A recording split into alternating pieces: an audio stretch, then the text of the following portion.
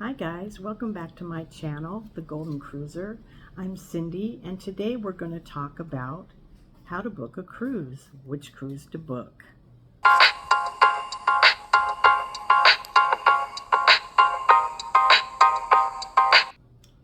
Now if you're like me, things that I decide on when I'm booking a cruise is what port do I want to go to? How far do I want to travel?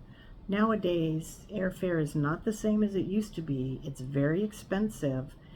And there are not a lot of direct flights. I live in Oregon, and for me to get to an airport, it's an hour and a half is the closest one from me. A major one is about 2.5 hours. And then there's no direct flights. The last time we flew out of Eugene, Oregon to Los Angeles. That would normally be about an hour and a half to 2 hour flight.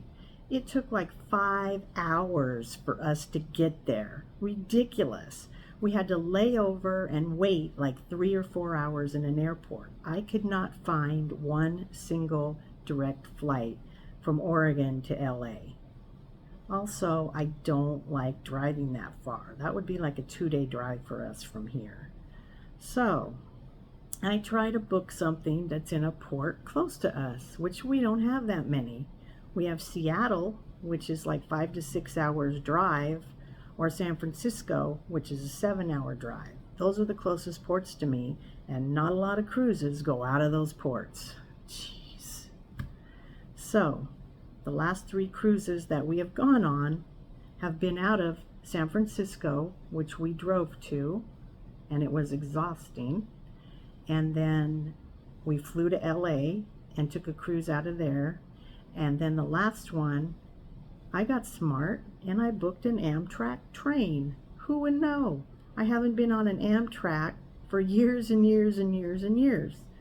There's a station in Eugene, Oregon, where the town we fly out of. And it was a 6-hour trip on the train, but it was wonderful. There's food on the train, there's restrooms on the train, you can get up and walk around, you have tons of leg room. More leg room than any airplane. It was a very comfortable ride there and back. So that determines a lot on what cruise you're going to book. If you want to fly, drive, take a train, however you're going to get there, that's what determines the first thing for me. The second thing is, where do you want to go? Of course, I want to go to places like Japan and so on, but I can't afford that. I'm on a retirement salary, one salary, because my husband passed away. So that determines also where I'm going to go.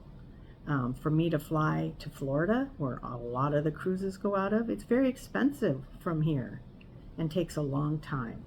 So for now, we've just gone local. So that'll determine what you're going to book. Also, I sign up for all the cruise lines newsletters so that when they have sales going on, I'll get an email about them.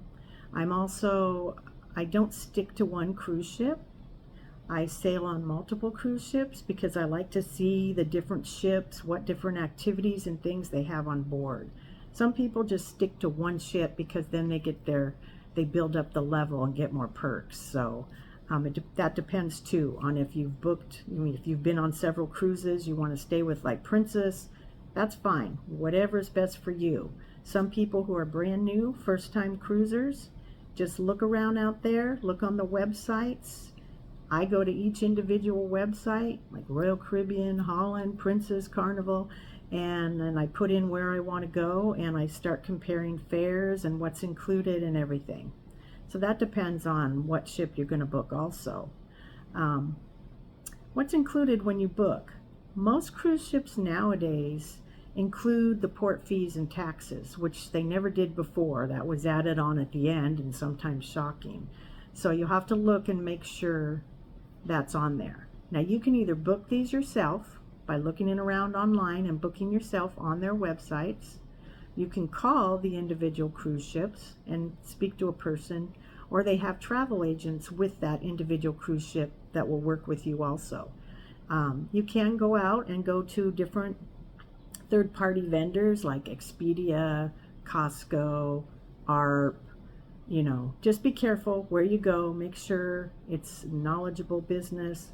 Don't just pick a random travel agent. I heard a recent story about this elderly couple that booked with a travel agent they knew nothing about. When they got to the ship, guess what? No rooms. They couldn't get on the ship. Their travel agent was gone.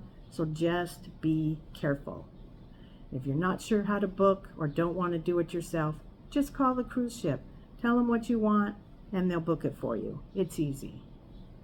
So that's how you go about booking a ship. Depends all on your needs, where you want to go, what activities are on the ship. Just look around, sign up for those emails. They'll start coming in. They always have sales. Don't